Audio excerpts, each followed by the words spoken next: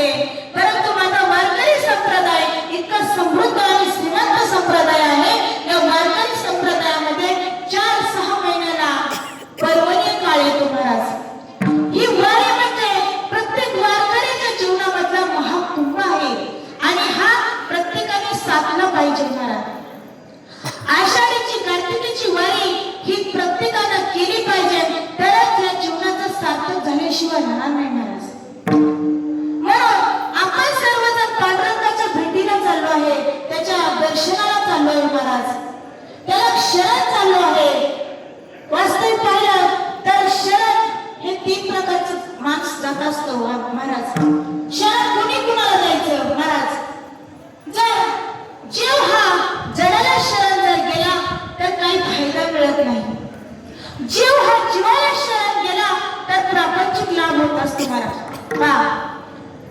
आणि जीव संतांना शरण गेला तर नामाची भक्ती मिळत असते आणि जीव हा पांडुरंगाला शरण गेला तर भगवंत आपल्याला हा बहु नदीतून आपल्याला पार करत असते.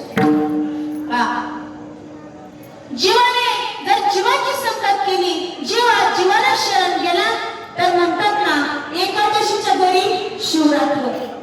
म्हणजे एकादशीला उपवास असतो आणि शिवरात्रीला देखील उपवास असतो. मग हा जीवाला शरण गेला तर जो जीव आहे तो स्वतः बंधनामध्ये आहे. तो जीवाचं बंधन काय सोडू शकणार महाराज? जीव जर संतांना शरण गेला तर संत आपल्याला भगवंताचे प्राप्तीचा मार्ग सांगतात महाराज.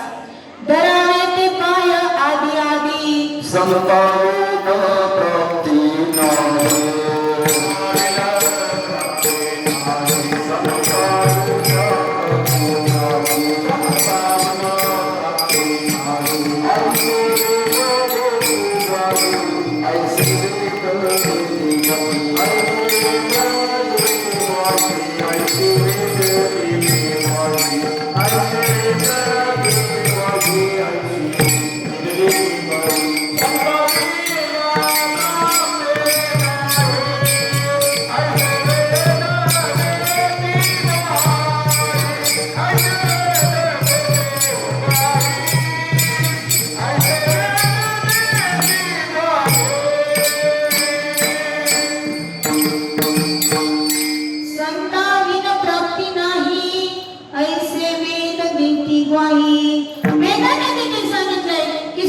शिवाय भगवंताची आपल्याला प्राप्ती होणार नाही महाराज.